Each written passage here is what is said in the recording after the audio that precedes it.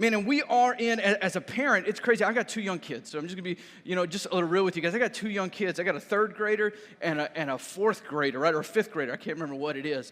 And so earlier this year, they were talking about, are you kids going to go online or are they going to go in person? And I was like, well, I don't know.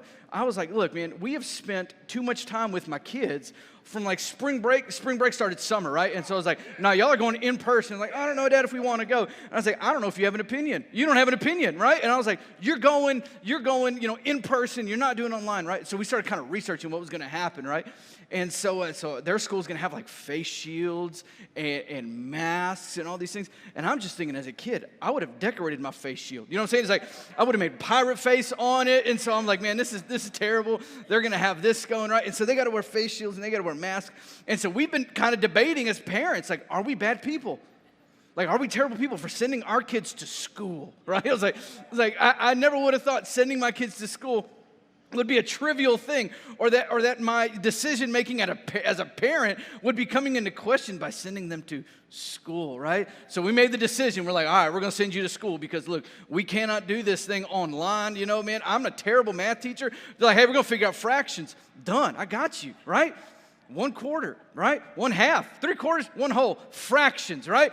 Then my daughter's like, no, Daddy, we gotta add the fractions. Like, all right, 1/4 plus 1/4, 1/2, right? She's like, no, Daddy, it's a little bit more than that. And I started figuring out, I don't know 3rd grade fractions, right? I was like, so there's no way my kids, like, I'm doing them a disservice if they come and they stay with me. And then on top of that, like having a little space for your kids to learn, right? And you look at all these like Pinterest moms, like super extra, like, what are you doing? I don't know what kind of life you live, but we don't live that life. And so they post pictures of like got the school corner ready, and it's decorated, got their name on the wall, and us like the kitchen table. You know what I'm saying? I was like, this is different. And so me and my wife were at IKEA last week actually, and we were kind of shopping for a few things, and we asked the lady, said, hey, do you know where this thing is? And she's like, well, we're all out of stock. She's like, it's crazy. They stopped production in Sweden or wherever that stuff is made. And they've got the strangest names. Whoever names them is just the weirdest thing, right? And so he's like all that stuff is kind of stopped. And I was like, oh, great. She's like, is there anything else you're looking for? She's like, but you can't say desks. And I was like, why not? She's like, we had a shipment of desks come in this morning, and people were literally getting in fistfights over the desks. I was like, are you kidding? I was like, why are people fighting over desks? She's like, I guess they're stressing out because their kids are going back to school and they're going to be doing it online. They're trying to give them space. And I was like, look, man, I'm not fighting anybody over a desk. I'm sending my kid in, right? And so it's crazy to think that all of a sudden the stress that's happening and coming with parents and all of these things is manifesting itself in this anger, right? It's so crazy that these people wouldn't lose their minds over this stuff beforehand.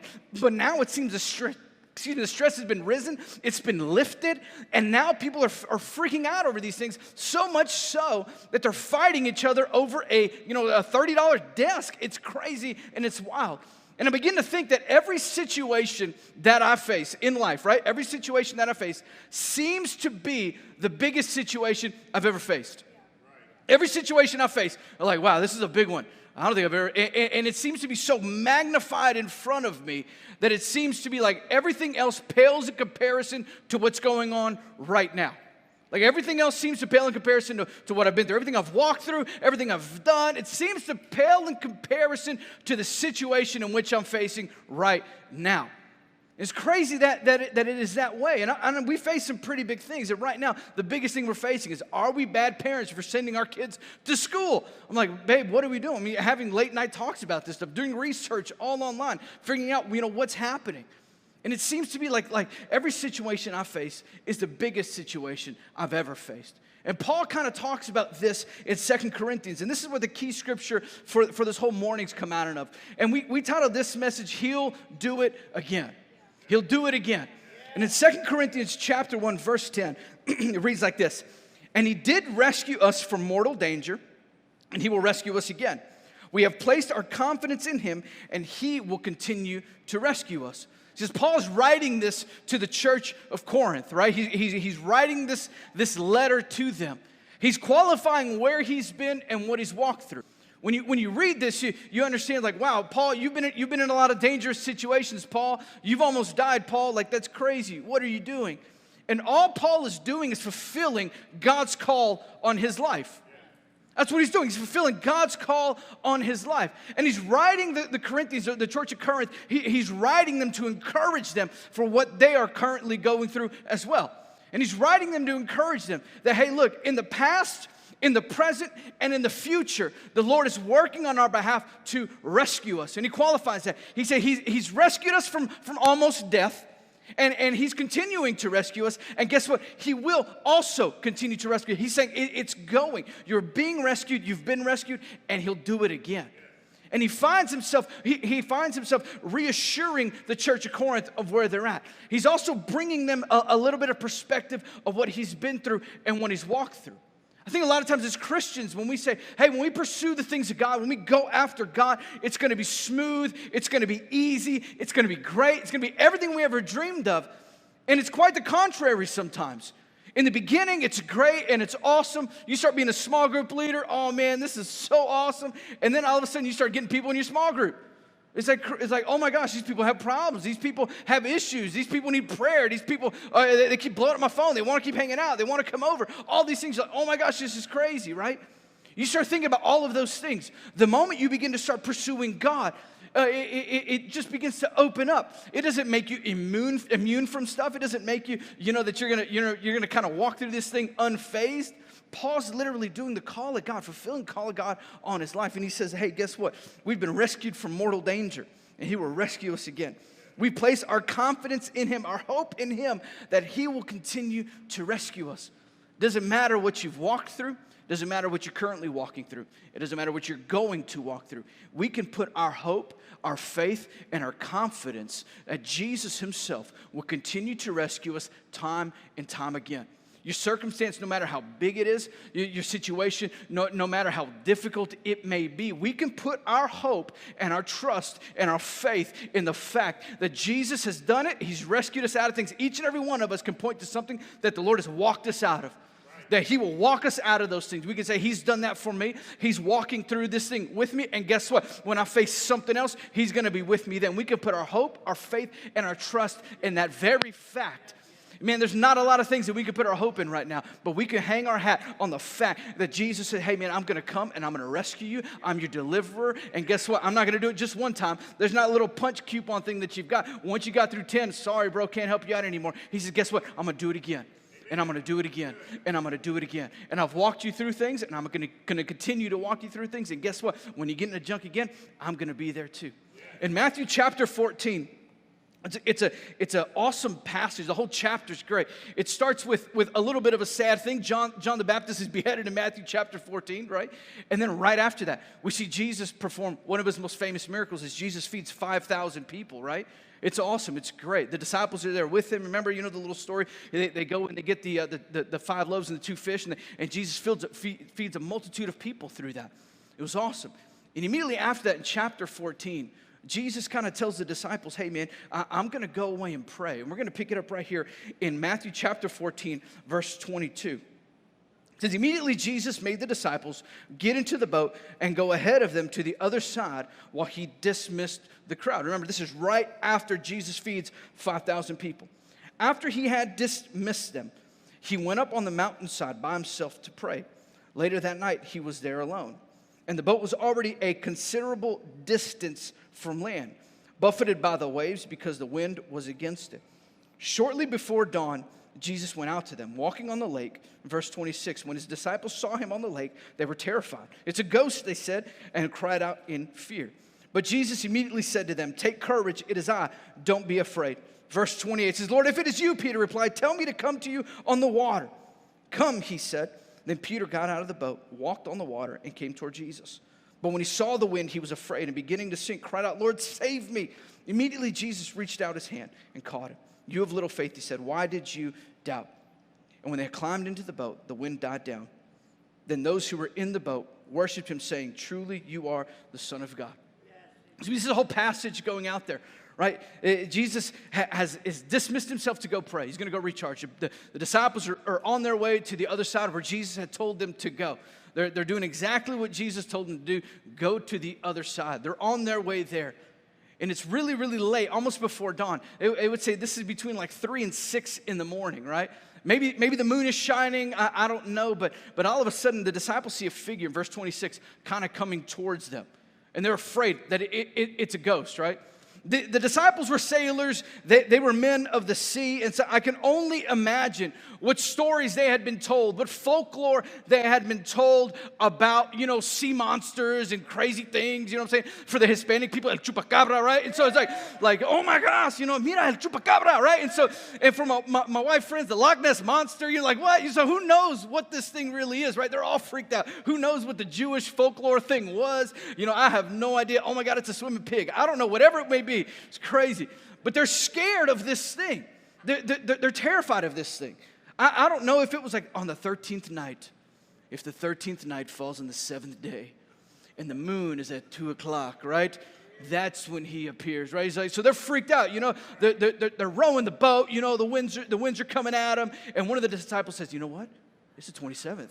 Oh my gosh, you know what? It's the 7th day. Oh my God, look at the moon. It's at 2 o'clock. And all of a sudden, here comes Jesus walking towards them. They're freaked out, man. They're terrified. They're scared of what's happening here. You would be too. All of a sudden, you're on the boat. You're fishing. You're doing whatever, man. It's middle of the night. A dude comes walking to you on the water. You're freaking out, right? Crazy thing is Jesus was just with them. Jesus was just with them, right? He was just with them. They had just fed 5,000 people hours before this.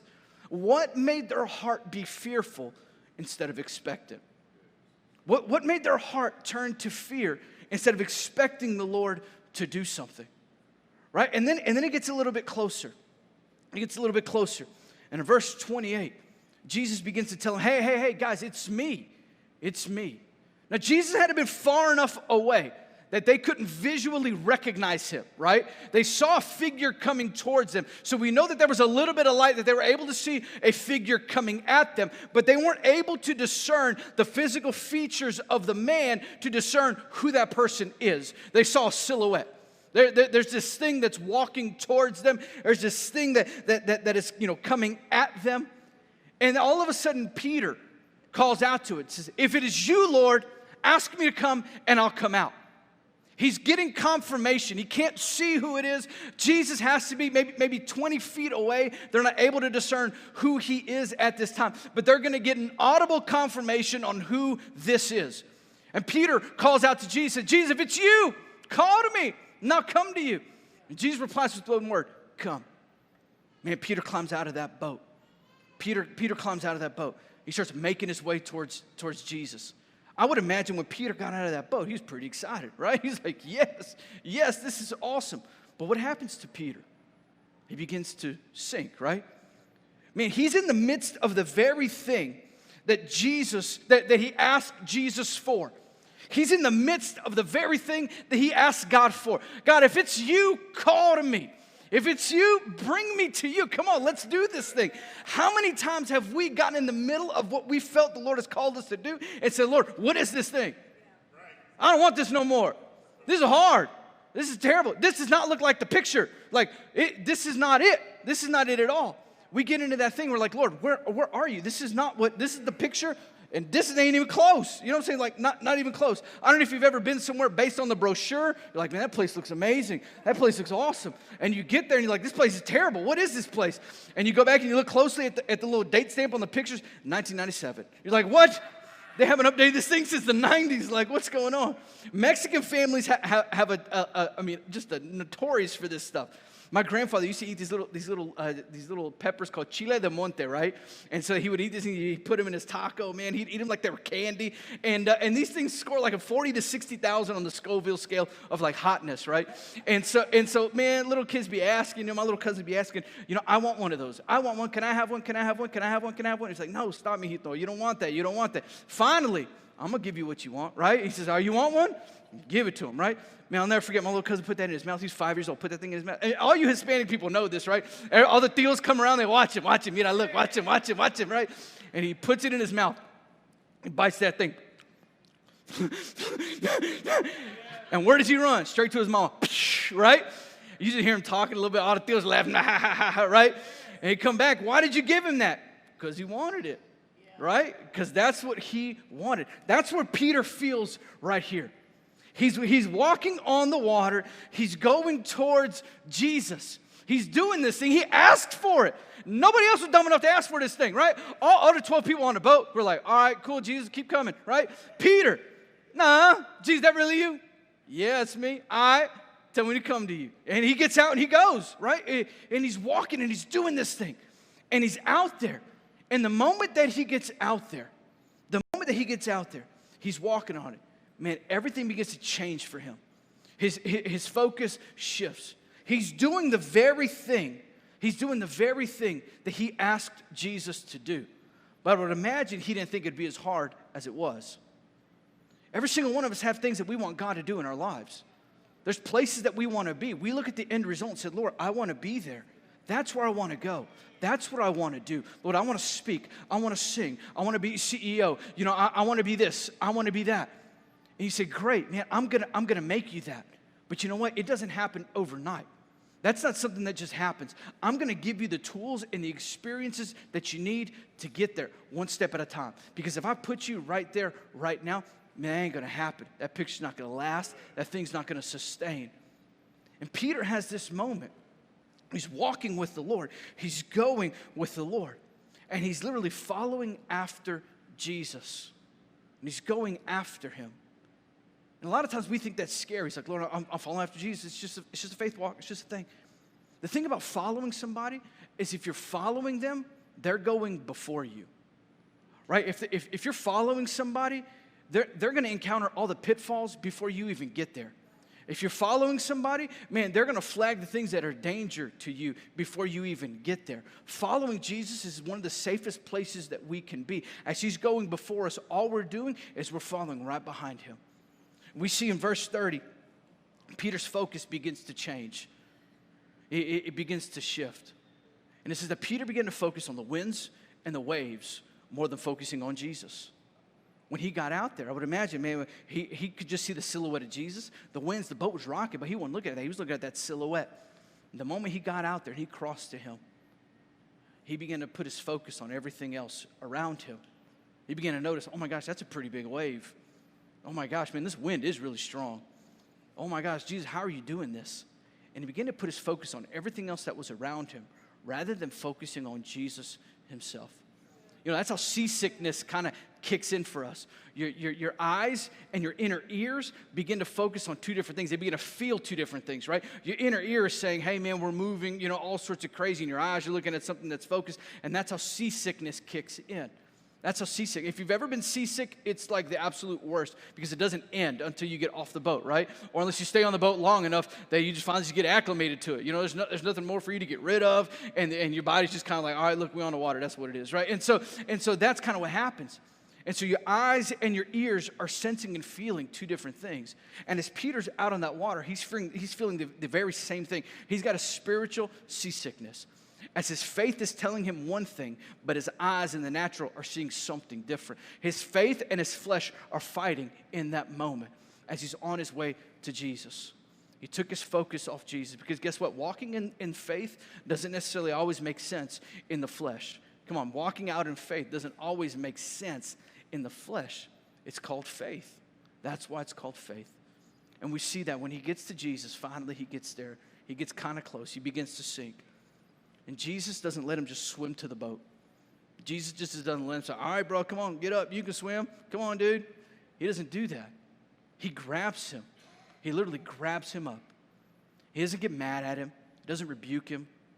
He doesn't do anything like that. He grabs him and he tells him, man, you have little faith. And he asks him a question. Why did you doubt? Why did you doubt? And guess what? I don't believe that boat came to where Jesus and Peter was. I believe that boat just kept kind of doing its thing. And Jesus and Peter walked together back to that boat. As they're hand in hand together, as Jesus is walking Peter back to that boat, and he asks him that question, why'd you doubt? Why'd you doubt? I think a lot of us have been asked that question by the Lord before. Why'd you doubt me? And he began to give him, I would imagine, just a very practical answer. Jesus, there's water. It was wet. My sandals were wet. My little man robe that we wear is wet. All at the bottom's all wet. It's crazy. The wind was blowing it up. It was crazy. I began to focus on everything else. then all of a sudden the lightning was going, and it was crazy. Lord, I don't know. I just began focusing on everything else, Lord, and I knew you were there, but I just didn't, I don't know. Everything else seemed to be bigger. The situation I'm facing seemed to be the biggest situation I've ever faced before. It was just there. And Jesus grabs Peter up. It might have looked like Peter failed. It might have looked like all the disciples making fun of him, like, dude, you fell in the water, you sank, you're so scared, like, help me, right? And so they're just roasting him. I would imagine. I would have been like, look at you, bro, you can't even swim, what? And so it's crazy. I would have roasted him for sure. But when everybody else was looking on from the boat at Peter's potential failure, Peter ended up in the arms of Jesus, right? I mean, everybody's looking on, and everybody in their heart, in their minds, wishing they were in the spot Peter was. They were wishing they were there. I wish I had the courage to get out of that boat. See, let me tell you something. Later on, Peter would fail Jesus again. Later on, he'd do it again. But guess what? Jesus restores him again. Because guess what? He'll do it again. There's no expiration date. There's no time stamp on that thing. He'll do it again for you. There's 3 things I want you guys writing down this morning on what to do when you're sinking. 3 things I want you to write down on what to do when you're sinking. Number 1 is this right here, is identify what's causing you to sink. You got to identify what's causing you to sink. The winds and waves, they didn't cause Peter to sink. They were there before he even got out of the boat. When he saw, he was afraid. When he saw that word broken down is blepon. It translates to regard or to take heed. He started contemplating the potential of the winds and the waves that were around them, what they could do. He started seeing the potential of that instead of focusing on the potential of what God had in him. We have to begin to identify what's causing us to sink. What's causing us to sink. Come on, it wasn't that Peter disobeyed God. It wasn't that Peter disobeyed Jesus. Jesus said, no, Peter, stay in the boat. And Peter got out anyways. No, it's that Peter, he began to focus on other things. Come on, guys, when we're starting to sink, we got to identify what those things are. In Job chapter 34, verse 32, it says this, where it says, teach me what I cannot see. If I have done wrong, I will not do so again. Maybe you're sinking because you stepped into something a little too early than what the Lord was calling you to. Maybe you're sinking because we've put ourselves in situations sometimes that we're like, you weren't even supposed to be there. You wanted a better job, right? You thought that would make you happy. If I made just a little bit more money, if I could just take the family on more vacations, if we had just a little bit more liquid cash here in the savings account, if we just get that padded a little bit more. And then you find out that new job demands more time, which means less time with your family. So the very thing that you set out to get the new job for is actually killing the very thing that you try to save it from, right? It's crazy. You start thinking about that. Or maybe if I had a baby, if I could just have a baby, things would be better. And all of a sudden that baby, you guys weren't ready for it in your marriage yet. And that baby is the thing that's causing you guys to sink. It's the kind of the contentious point of your marriage. Or maybe you're thinking, maybe if I just get married, all things will get fixed. And you're in this thing, you're like, who is this person? What's going on here? You have to begin to identify what's causing you to sink. A lot of us want the safety of the boat with the blessing of walking out on the water. It doesn't happen that way. The only way you get the blessing of walking on the water is by getting out of the boat. It's the only way you can get that. And guess what? If you're out of that boat, you got to identify what's causing you to sink, because it's not Jesus that's doing that. Jesus called you, said, come to me. Let's go. Let's do this thing.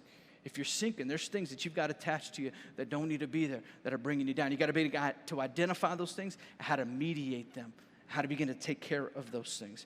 Rather than us just keep drowning, we got to humble ourselves, and we got to get help. You got to humble yourself, and you got to get help. The second thing is just right here, is keep heading towards Jesus.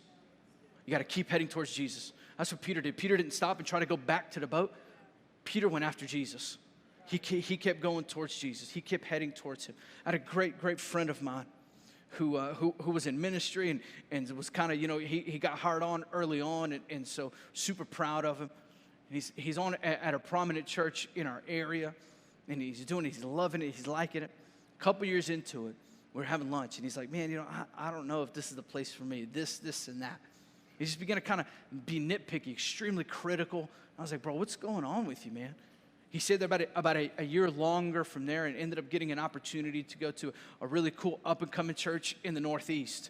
And so he's up there, he moves, man, they're paying him great. He's got an awesome marriage, it's just everything that you would kind of like look for in a ministry opportunity. It's happening. I mean, the church is growing. I mean, they're in an affluent area. It's just crazy. And I talked to him, right as he gets there, I was like, bro, how's it going? He said, man, it's great, dude. It's awesome. It's awesome. About 2-3 years into it again, we're talking, he comes down and he visits, and he's got the same critical spirit on him again. And he's like, you know what? It's not this. It's not that. I begin to ask him, it's like, bro, what's going on, man? Your heart seems to be in the same place it was, a couple of years ago. I mean, like literally almost verbatim, the same thing you're telling me right now is the very thing you were complaining about back there. Just begin to kind of see these things. And what happened was, as this guy in the midst of it all, he started getting hurt because they weren't giving him more opportunity than he thought he deserved, right? And that he began to be critical and say, well, this is what I want now. This is what I want now. I want this, I want that, I want that, and I want this. And instead of keep going towards Jesus in ministry and doing what he's doing, he says, you know what? I really want the safety of this, and I want the safety of that. I mean, this is one of the most talented communicators I've ever met. I mean, just an extremely, extremely gifted individual. He ended up leaving that church after 4.5, close to 5 years. Bad split with the pastor, bad split of what was happening. They gave him the opportunity that he wanted to go ahead and kind of plan a campus, and that thing went completely haywire, went really, really bad. And he says, you know what? I'm done. He ended up moving back here. He's working in a little family business while the gift that the Lord has given him is just kind of wasting away. Come on, guys, if we're going to get these things, if we're going to get this stuff, if we're going to keep, we're not going to be able, to sink in all this. We have to keep heading towards Jesus in the midst of difficulty. You have to keep doing that. It's going to get hard. It's going to get tough. But we have to keep going and heading towards Jesus. We have to keep doing that. Peter kept doing that. He kept going after Jesus. 1 Chronicles 16:11 says, seek the Lord and his strength. Seek his presence continually. We have to keep going after Jesus. There's no option of going back to the boat. There should never be an option of going back to the boat. Well, I'm just going to go back to what I'm used to. I'm just going to go back to what was comfortable for me. I'm just going to go back to that because guess what? The moment you go back to the boat, it's never the same. It's never the same. So we have to keep going towards Jesus. And the last thing is just right here. You have to cry out for rescue. You have to cry out for rescue. We see Peter did that. Peter said, Jesus, help me. Lord, help me. And Jesus reached down in there and he grabbed him.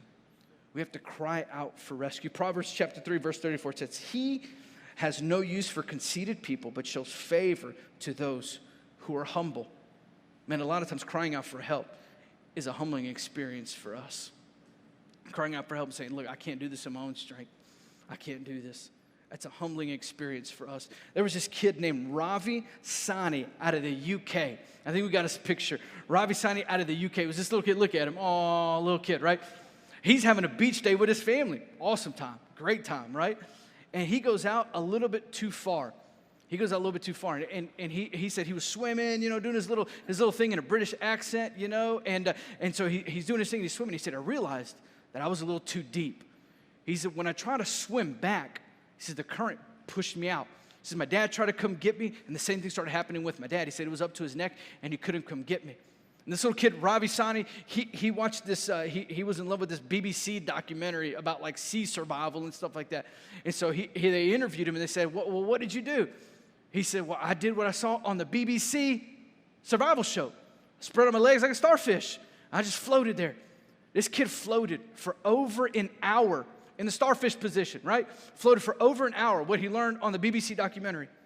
He floated for over an hour, over half a mile out to sea, just on his arms and his legs. And you know what he was doing the entire time? He was crying out for help. Help! Help! Could you imagine being that kid? You're in the ocean. Ain't nobody gonna come help you. Can't nobody hear you, right? Help! But in a British accent. I don't even know how to say that. It's like, I don't even know. I'll be like, what is that? That's weird. Who is that? And finally, his dad runs to go get 911. They come out and they get him and they send a rescue ship to him. They're looking for him, and they can't find him. Turn the engines off and they hear this kid, help, help. And they saw his little body bobbing out in the middle of the ocean. Could you imagine? Half a mile. Some of you can't even run half a mile. I can't. You know what I'm saying? He's like, that ain't going to happen. I could probably float half a mile, right? And so he goes out there for over an hour. Can you imagine how terrified you'd be? I'd be like, all of a sudden, hey, look, dolphins ain't my friends, right? Shamu's not my friend. Sea turtles ain't my friend. Everything's trying to eat me in the ocean, right? It's like, no way, there's no friends in the ocean. I ain't even supposed to be here. I'm so sorry for trespassing on your territory, Mr. Turtle. I'll get out of your way just as soon as they rescue me. It's crazy. I mean, he floats what he learned in a little documentary on the BBC. It's so crazy. And they're interviewing the kid, and he's smiling. His dad's all happy. But could you imagine? I mean, he's out there. He's out there, and he did the thing that he knew he had to do. He said, I got to stay afloat. I just got to keep crying for help. He said, I got to stay afloat, and I got to keep crying for help. Come on, that's what we got to do. When we get in the midst of these things, when we get down in this stuff, I think we get embarrassed, like, Lord, I'm here again, or Lord, I need you again. That's not it at all. That's not it at all. We need to cry out for rescue. Lord, I need you. Lord, you need to come grab me. Lord Jesus, I'm reaching my hand out. Lord, I need you right now. Lord, I'm crying out for rescue. And Lord Jesus, guess what? I'm not going to forsake what I've known. Lord, I'm going to keep doing what you do. You see that little kid? He didn't try to come up with a new technique. I'm going to try to swim back. He did the very thing he knew to do to survive. I'm just going to stay right here. I'm going to lay out a starfish pattern, and I'm going to keep my head above water, and I'm just going to keep crying for help. A lot of times, that's all the Lord needs you to do. Just keep doing what you need to be doing, man. Just stay afloat, bro. Come on, just stay afloat. And as you cry for help, guess what? I'm coming to you. Hope's on the way. Help's on the way. I'm on my way to you. Don't try to invent something new. Don't try to do something different. Just keep doing the same old thing. Reading your Bible, praying. Going to small group. Reading your Bible, praying. Going to small group. Right? Just keep doing that same thing. And guess what? Help is on the way. Help is on the way.